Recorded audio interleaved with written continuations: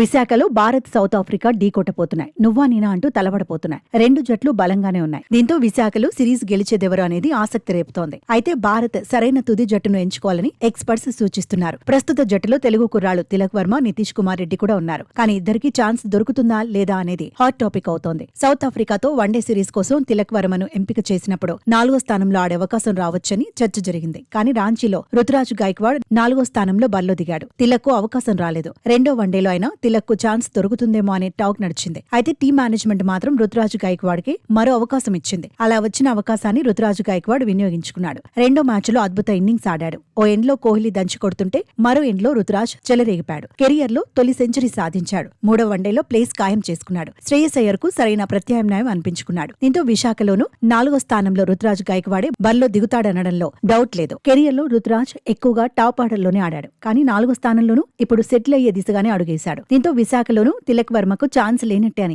Experts అభిప్రాయపడుతున్నారు. అయితే Washington Sundar place లో తిలక్ ను ఆడిస్తే ఎలా ఉంటుందన్న చర్చ కూడా ఉంది. ఎలాగో వాషింగ్టన్ సుందర్ విఫలమవుతున్నాడు. బ్యాటింగ్, బౌలింగ్ లోనూ ఫెయిల్ అవుతున్నాడు. గత మ్యాచ్ లో 4 ఓవర్ల కంటే ఎక్కువేమీ వేయలేదు. 3-4 ఓవర్లే అనుకుంటే తిలక్ తోనూ బౌలింగ్ చేయించవచ్చని ఎక్స్పర్ట్స్ సూచిస్తున్నారు. కానీ టీం మేనేజ్మెంట్ ఎలాంటి నిర్ణయం తీసుకుంటుందనేది ఆసక్తి రేపుతోంది. జట్టులో చోటు కోసం లోకల్ బాయ్ నితీష్ కుమార్ రెడ్డి కూడా ఎదురు చూస్తున్నాడు. కానీ టెస్ట్ సిరీస్ లో నితీష్ ఆకట్టుకోలేకపోయాడు. దీంతో వన్డే జట్టులో చోటు దక్కించుకునే విషయంలోనూ వెనుకపడిపోయాడు. అయితే భవిష్యత్తును దృష్టిలో పెట్టుకుని పేస్ ఆల్రౌండర్ గా నితీష్ కు అవకాశాలు ఇవ్వాలనే చర్చ కూడా ఉంది. వచ్చే వన్డే వరల్డ్ కప్ సౌత్ ఆఫ్రికాలో ఉన్నందున అక్కడ హార్దిక్ పాండ్యాతో పాటు నితీష్ కూడా కీలకమే అని ఎక్స్పర్ట్స్ చెబుతున్నారు. వాషింగ్టన్ సుందర్ లేదంటే ప్రసిద్ధ్ కృష్ణ ప్లేస్ లో విశాఖలో ఆడించాలని అభిప్రాయపడుతున్నారు. అవసరమైతే వాషింగ్టన్ సుందర్, ప్రసిద్ధ్ కృష్ణను బెంచ్ కు పరిమితం చేయాలంటున్నారు. ఆ ఇద్దరి ప్లేస్ లో తిలక్, నితీష్ కు అవకాశం ఇచ్చి చూడాలంటున్నారు. మొత్తంగా విశాఖ మ్యాచ్ లో తెలుగు క్రికెటర్లకు ఛాన్స్ దొరుకుతుందా లేదా అనే చర్చ అయితే జరుగుతోంది. గత మ్యాచ్ లో ఆడిన జట్టునే కొనసాగిస్తారా లేదంటే 1-2 మార్పులేమైనా చేస్తారా అన్నది ఆసక్తికరంగా మారింది.